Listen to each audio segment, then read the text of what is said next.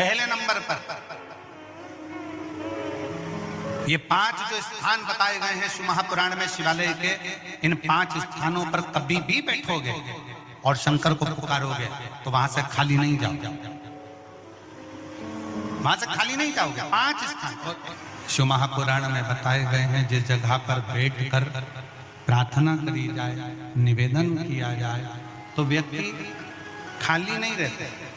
पहले नंबर का है शंकर भगवान का द्वार, जहां भगवान शंकर के गण निवास करते, जहां शिव गण रहते। कभी भी मंदिर के अंदर जब प्रवेश करो, मंदिर के अंदर जब भी जाएं, मंदिर में जब भी प्रवेश करें तो एक बात अपने हृदय में रखो कि शिव की जो चौखट है, शंकर के मंदिर का जो दरवाजा है, चौखट है, उस चौखट पर, उस द्वार पर अपना हाथ का स्पर्श कर कर उसको प्रणाम जरूर करो, उसको निवेदन जरूर करो, उसको नमन जरूर करो। उस चौखट को प्रणाम करिए, उस चौखट को नमन करिए, उसको प्रणाम करिए। पहले नंबर पर है उसकी चौखट का प्रणाम। भगवान शंकर के मंदिर के चौखट को प्रणाम करिए, नमन करिए।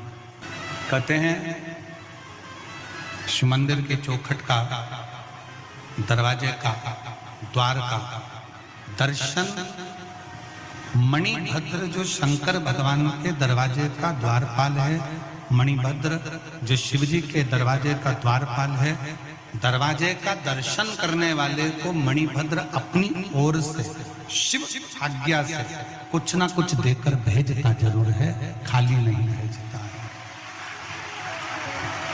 मणिभद्र। दूसरे नंबर पर नंदी हॉल,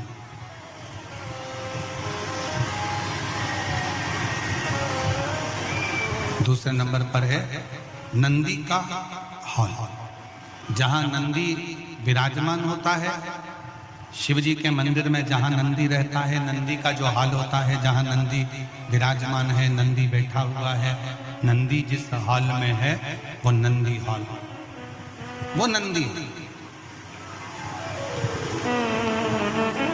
मंदिर में शंकर के जब भी जाए, शिव के मंदिर में जब भी पहुंचे तो जहां नंदी विराजमान, उस नंदी हॉल में, नंदी के नजदीक में 2 क्षण बैठो। नहीं बैठ सकते तो नंदी के कानों में अपने मन का भाव कहकर श्री शिवाय नमस्तुभ्यम कहकर, ओम नमः शिवाय कहकर, या षडाक्षर मंत्र ओम नमः शिवाय, पंचाक्षर मंत्र नमः शिवाय बोलकर फिर वापिस नंदी हॉल।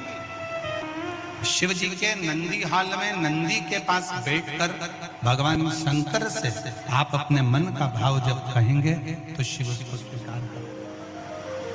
नंदी। तीसरे नंबर पर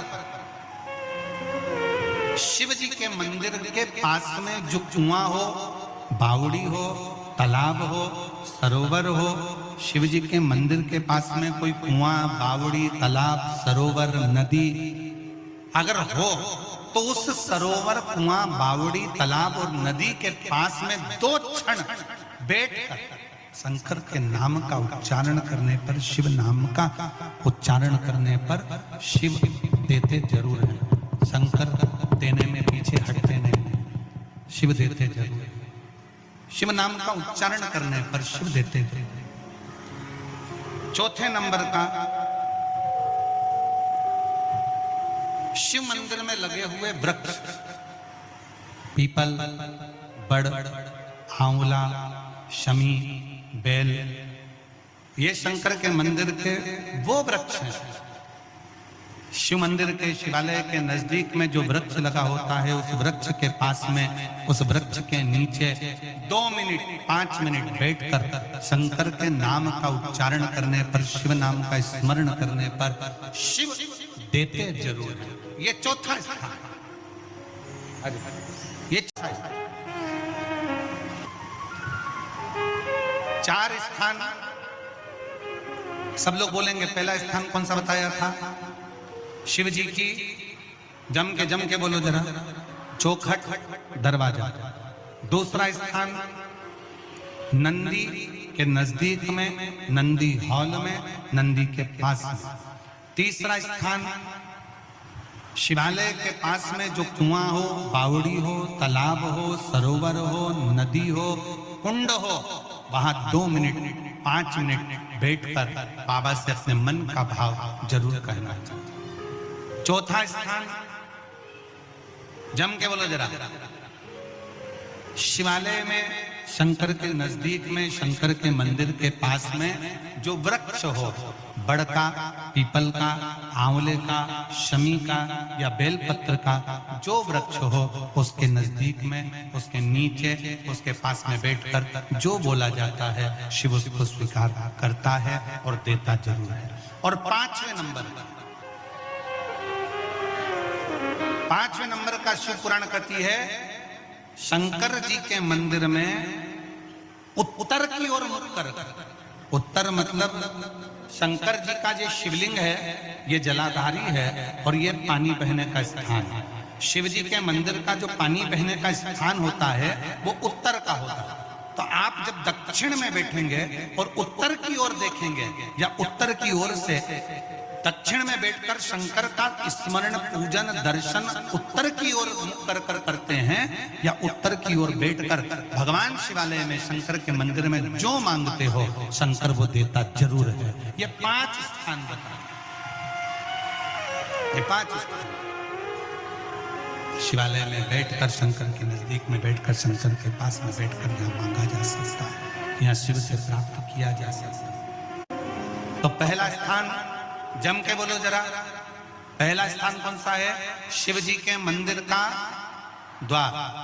दूसरा स्थान नंदी के नजदीक में बैठकर नंदी का हॉल। तीसरा स्थान जलाशय, कुआं, बावड़ी, तालाब जो शंकर के मंदिर के बिल्कुल नजदीक हो या शंकर के मंदिर में हो या शिवालय में, जहां पर कंकर शंकर शिला रखी है बड़ी वाली। आप लोग गए? कौन कौन गया? जरा हाथ उठाओ तो जरा, सब गए हो? तो जहां बड़ी वाली शिला रखी है, कंकर शंकर जो शिला रखी है, केदार शिला जो रखी है, उस बड़ी शिला का बिल्कुल नजदीक का जो हिस्सा है, शिला जहां रखी है उसका बिल्कुल 4 कदम दूरी पर ही एक कुआं है। अब तो उस कुएं पर छत डाल दी गई है और कुएं को छत डालकर बंद कर दिया गया, पर पूरे कुबेरेश्वर धाम में जो पानी आप पीते हो, जो पानी का प्रयोग करते हो, जो पानी आप यूज करते हो, वो उसी कुएं का आता है, उसी कुएं का। उस पर छत डाल दी।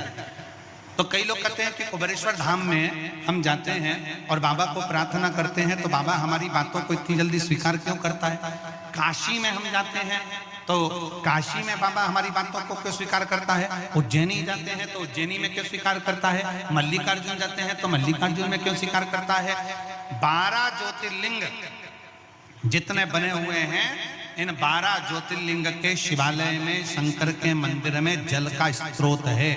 जैसे विश्वनाथ जी के मंदिर में, काशी में ज्ञान बाती है, जैसे उज्जैनी के अंदर महाकाल मंदिर में ही सरोवर है, जैसे मल्लिकार्जुन में जब दर्शन करने जाते हो तो पास में एक कुआं है, उसी तरह प्रत्येक शिवालय में भीमा शंकर चले जाओ, त्र्यंबकेश्वर चले जाओ, तुम्हारी मर्जी पड़े, जिस ज्योतिर्लिंग में जाओगे, आप केदारनाथ जाओगे तो ओम कुंड है, ऐसे जितने जितने ज्योतिर्लिंग का दर्शन करोगे, प्रत्येक ज्योतिर्लिंग के नजदीक में, ज्योतिर्लिंग के अंतर्गत, ज्योतिर्लिंग मंदिर के अंदर एक ना एक शिवालय के पास में जलाशय रहता है। वो जलाशय क्यों रहता है? उस जलाशय के अनुकूल जब हम अपने मन की कामना करते हैं, वहां बैठकर आराधना करते हैं, तो भगवान शंकर पर उस जलाशय का जो पानी शिव पर चढ़ता है तो हमारे मन की तरंगे शंकर स्वीकार कर कर हमारी झोलियां भर देते हैं, जितने जलाशय। और हमको बड़ी खुशी हुई जब हम कांकेर के मां शीतला के कांकेश्वरी मंदिर में जब हम दर्शन करने के लिए गए, वहां पर शंकर का शिवलिंग भी है। शिव महापुराण की कथा कहती है, जिस देवालय में, शिवालय में, जिस स्थान पर भगवान के नजदीक में जो कुंड होता है, कुआं होता है, बावड़ी होती है, तालाब होता है, सरोवर होता है, वो हमारे मनोकामनाओं को पूर्ण करने वाला होता है, वो हमारी कामनाओं को पूर्ण करने वाला। तो शिव पुराण कहती है, भगवान शंकर का संवाद करा कि पहला स्थान चौखट, दूसरा स्थान नंदीहाल, तीसरा स्थान शिवजी के मंदिर के पास में नजदीक में या मंदिर के अंदर कुआं, बावड़ी, तालाब शिवा के नजदीक में हो।